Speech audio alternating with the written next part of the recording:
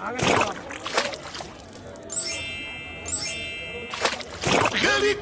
helicopter. Chickens are one of the most heavily consumed sources of meat in the world. Everyone is familiar with the humble chicken, but few are familiar with where chickens come from. Contrary to old creepy McDonald's art, these sandwiches were not grown on farm patches. Everybody's heading for McDonald's land, hurrying and scurrying to beat the band. They're in a happy mood to get that happy food, like burgers, shakes, and fries. My nephew is in that bag. It was not the chicken that came first, nor the egg, but rather the red jungle fowl, native to Southeast Asia, which was the wild precursor of the modern-day domesticated chicken. Red jungle fowl hens lay roughly 10 to 20 eggs per year in 2 clutches. Now this is fine for dumb birds surviving in the wild, but it's not enough to stock your favorite brunch restaurant for a year, nor the gullet of your favorite YouTube mukbanger.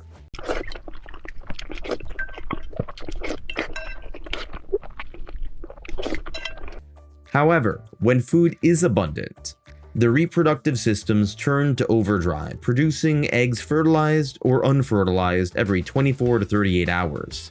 That is like giving birth / having an abortion every day and a half. Another species who had to deal with scarcity as a default with periodic abundance is one you may or may not have heard of: us. Early hunter-gatherers would abscond the life of picking berries and getting mauled by woolly mammoths in order to pursue a more meaningful life of farming grain. This transition was pretty rough, as they relied on a limited number of foods that they could grow and raise, and they didn't have any Amazon Prime subscriptions to ship them some multigrain vitamins.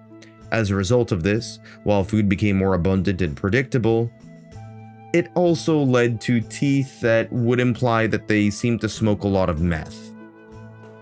Early farmers would notice the occasional abundance of eggs which red jungle fowl produced, and gave the chickens extra grain as a token of goodwill. No, just kidding. They gave the red jungle fowl tons of food so they would produce a lot of eggs and more meat. The chickens got the grain, and the humans got the chicken tendies. Scarcity had diminished for man and bird.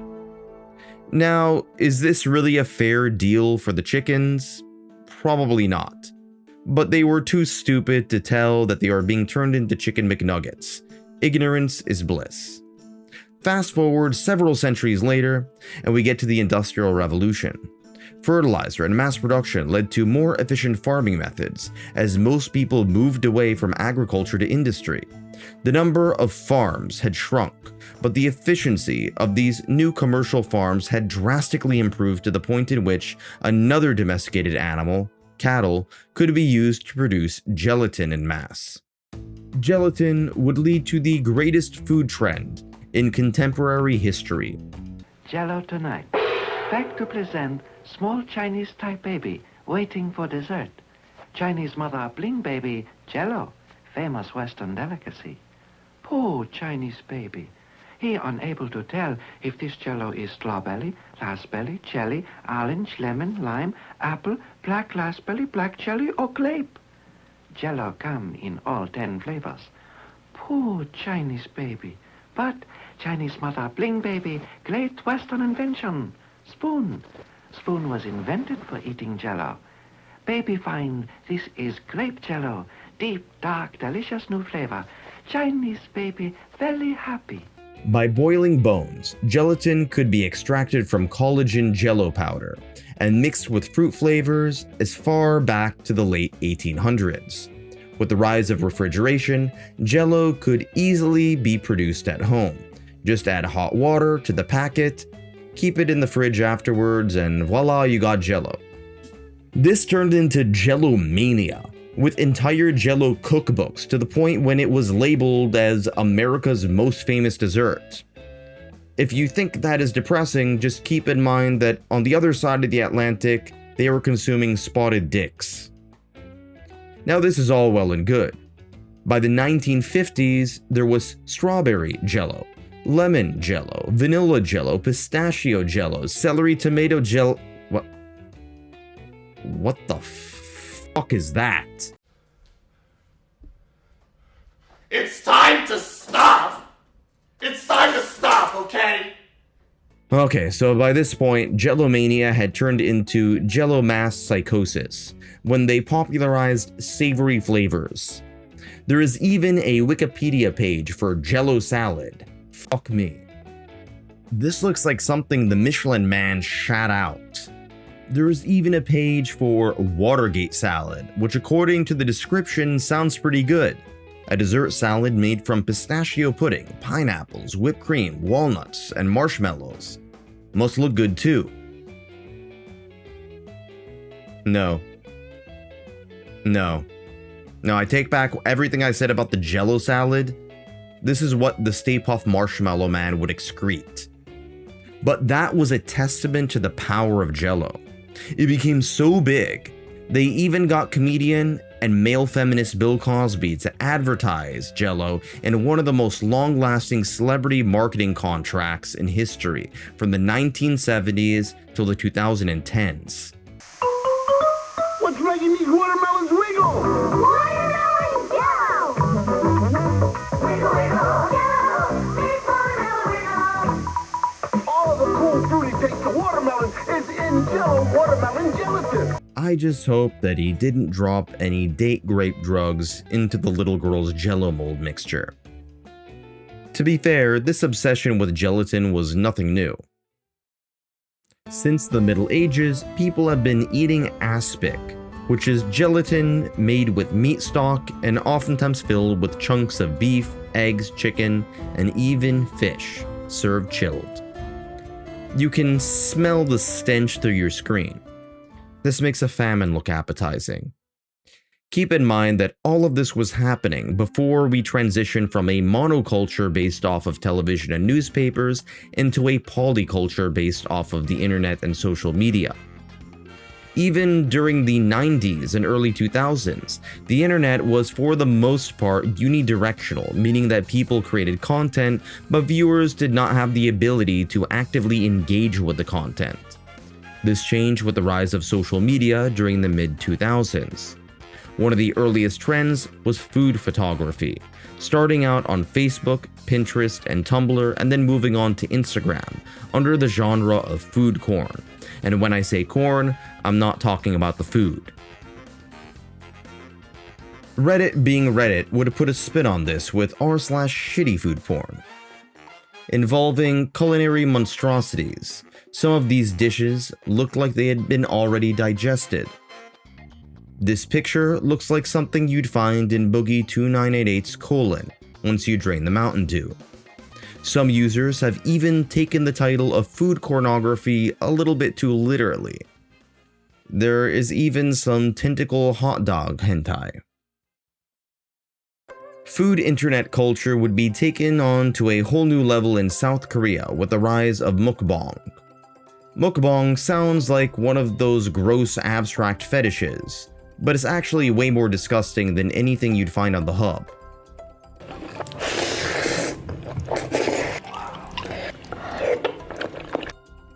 It wasn't so bad at first though.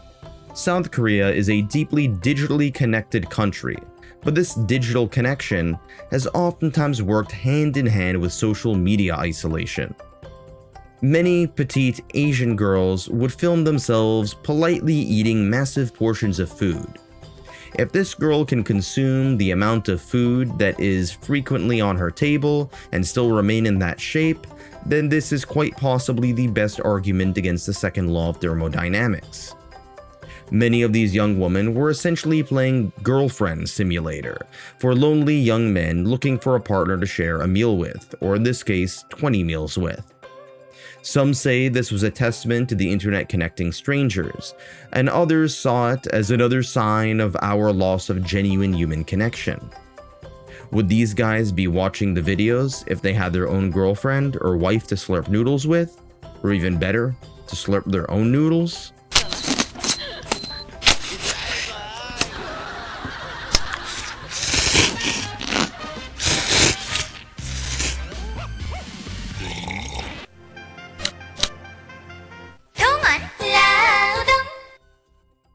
Most of this was fairly harmless. Well, unless you count Soo-young, a mukbanger who came to prominence by torturing sea creatures for shits, giggles, and ad revenue.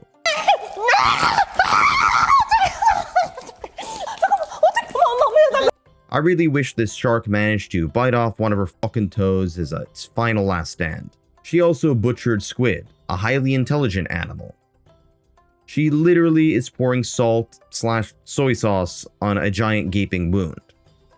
Just play with these stupid hot dog squids instead. Set up an OnlyFans. Mukbang would also metastasize into the Western world, but instead of being performed by thin Korean women, it was instead performed by people with the mass of an ice cream truck. Trisha Paytas was one of the first to jump on this fad. As you can tell, this is one of those internet fads which has very low barriers of entry, while paying vast amounts of money if you could master the algorithm. As a result of this, it attracted countless hacks who made insane amounts of money producing nothing but DoorDash payments and clogged arteries. But there was clearly a massive demand for this sort of content despite being low effort, and anybody with an IQ above that of a cardboard pizza box could do it. At least it was better than people live streaming themselves sleeping. Another prominent mukbanger was a woman under the name of Songbird, who along with her husband, yeah, that's her husband, not her dad apparently, managed to get short-term internet fame eating food on camera. In my last video, one piece of criticism I got was for using toilet humor sound effects, which some thought was a little bit too disgusting. For that reason, I will not subject you guys to any of those previous sound effects in this video. Instead, I will torment you with these noises instead.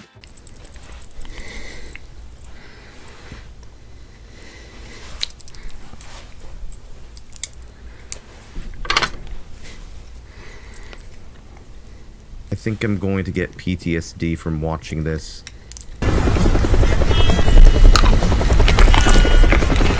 I will not subject my audience to any more of this. Let me take a quick pause to memory hole that.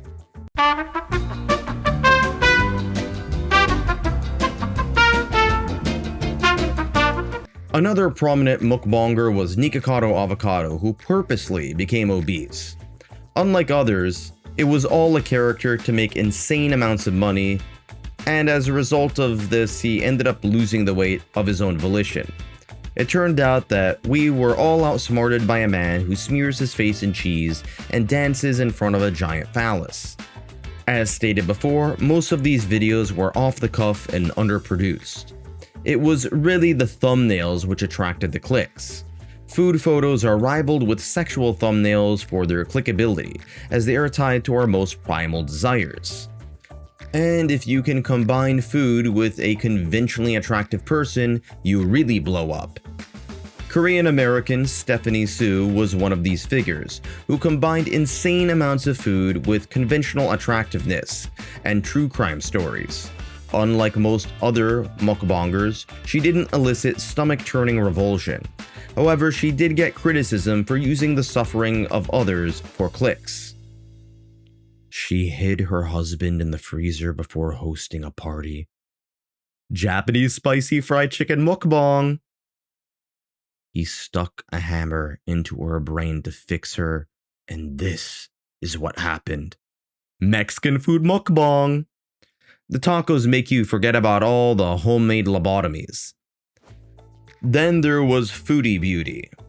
Now, Foodie Beauty is not really a foodie, as she doesn't really have any particular insight into the various ingredients and cooking methodologies when it comes to cuisine.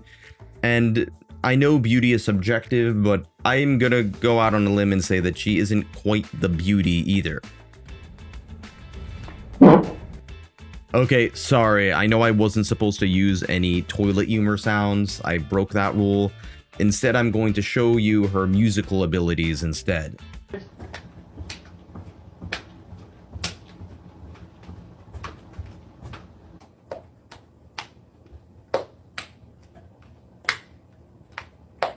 Out of all the mukbangers, quite possibly the most interesting case as far as relevance to the algorithm is concerned is Amberlyn Reed.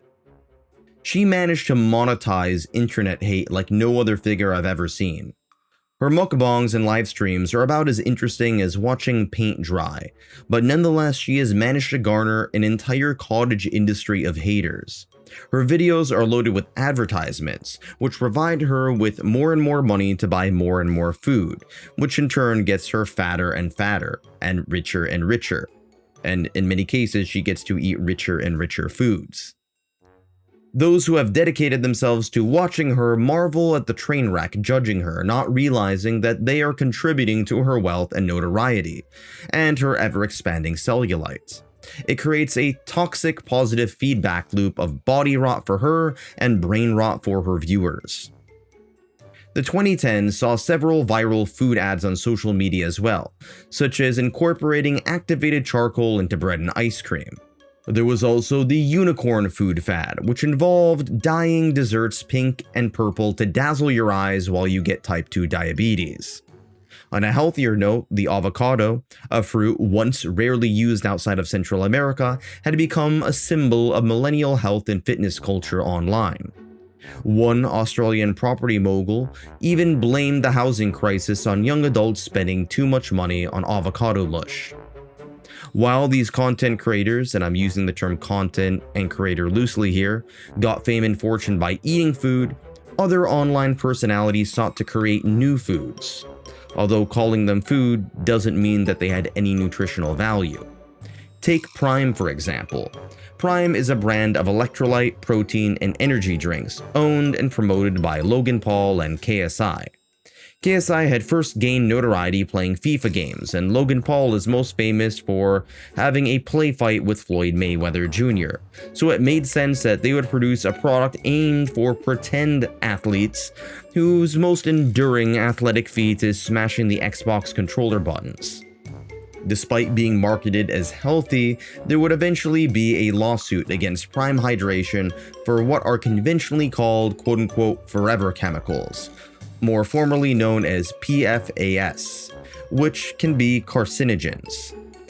Thanks to internet marketing campaigns, Prime became a huge hit at first, but then sales would plummet as the novelty of being associated with influencers waned off. KSI and Logan Paul would eventually team up with Mr. Beast to produce Lunchly, which in theory was meant to be a healthier 21st century version of Lunchables. He's round the chair, under the table, and come on! The All-Stars win! Yeah! This calls for a celebration. Egg salad. Dad, we need an All-Star lunch. Lunchables, All-Star Burgers, delicious grilled cheeseburgers, even cola. How about sardine smoothies? How about not? Lunchables, All-Star Burgers, and Hot dogs. make fun of lunch. For those of you who don't know, Lunchables were a food fad for kids during the 1990s. The appeal of Lunchables is that children had the ability to construct their own lunch. The bright side of this is that it taught children very rudimentary cooking skills while having fun. The downside is that Lunchables had a ton of sodium, sugar, and saturated fat, the perfect symbol of the childhood obesity epidemic. Lunchly marketed itself as a 21st century healthier version of Lunchables. The Lunchly packs even came with a complimentary bottle of Prime, just in case the kids wanted their sodium packets to come with a side of cancer. Lunchly would oftentimes come with Feastables, which was a chocolate bar for extra sugar nourishment. The product would be the subject of numerous controversies, as at the end of the day it was just another hyper-processed junk food for absentee parents to give their children who they didn't really love enough. Here is the nacho chip Lunchly. Corn is used for chips and the tomatoes are used for salsa. Well, corn and tomatoes are both vegetables, therefore it's healthy. There were even some cases of mold in some packaging. This mold is the closest thing your kids will ever get to fresh produce. Another internet fad food was pink sauce, created by a TikToker by the name of Veronica Shaw. Hot pink is not a color you typically see naturally. One exception to this is the dragon fruit. Dragon fruit have quite possibly the coolest name in the history of all fruits, alongside a very impressive appearance. But to anybody who has ever tried one, you know that they barely have any flavor. It's like a watery, hyper-seedy kiwi fruit with less sweetness and less acidity. Dragon fruit are like a movie with a really badass trailer, but when you finally watch it, it's pretty lame. Veronica Shaw used dragon fruit powder to supposedly give the pink color to her sauce. Dragon fruit hardly has any flavor, so instead the flavors came from garlic, honey, salt, citrus fruit, vinegar, seed oils, and mayo. Pink sauce bottles would be mass delivered with typos on the labels. This really just makes me feel better about the fact that on my last video, I mispronounced Boris Yeltsin as Boris Yeltsin. Anyway, to be fair to myself, at least my last video didn't cause anybody to get the shits. It turned out that the use of egg-based mayo gave people food poisoning due to poor preservation and refrigeration logistics. Many of the squeeze bottles didn't even look pink, but rather a weird light orange color, similar to pimple pus. The FDA would open up an investigation into the creator of the edible sludge, but eventually it would gain approval after further regulations were put in place after causing countless of collective hours on the toilet for many an e-girl. An even dumber food fad was washing chicken with dish soap. This doesn't make chicken safer, but it is really good at spreading salmonella around your kitchen. Someone might want to inform the people washing their raw chicken that heat kills pathogens a lot better than dish soap does. No vomiting required. A less idiotic fad was snow cream. This involved mixing snow with condensed milk, cream, sugar, and other ingredients in order to create pseudo ice cream. This in and of itself was not a problem so long as you used fresh snow. However, the great minds of TikTok started to use snow which was several days old, and it ended up looking like this. Then came Dubai chocolate, which is made from chocolate, obviously, along with shredded pistachios, sweet cream, and spun phyllo dough, with syrup for extra diabetes. The original creators did manage to make quite a lot of money from Dubai chocolate. This was at first done through the use of artificial scarcity by purposely reducing the supply. However, it turns out that recipes usually aren't protected by intellectual property unless you're really getting nitty and gritty into very specific ingredients and metrics. And this allowed plenty of other producers, namely chocolatiers and dessert companies, to make their own versions of Dubai chocolate for cheaper prices. Many of these chocolatiers, including the original chocolatier, hired Instagram influencers and TikTokers to promote their products. This led to a battle royale to see which e-girl could consume the largest amount of Hulk's jizz for Instagram likes. At least it was better than this other sort of Dubai chocolate.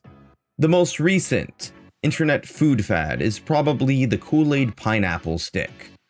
Kool-Aid has long been a staple / guilty pleasure in African American culture due to its amazing ability to taste kind of like fruit while not containing any of the nutrition of fruit. So some thought of the brilliant idea to soak real fruit in the fake fruit-flavored syrup. The result of this abomination is something that looks like it came out of a nuclear power plant. Food is a necessity we turned into art. Shelter turned into architecture, clothing turned into fashion, and food turned into cuisine. Granted, I would not call Boogie's Mountain Dew Dorito Shake cuisine. Online food art can be highbrow, midbrow, and sometimes just this.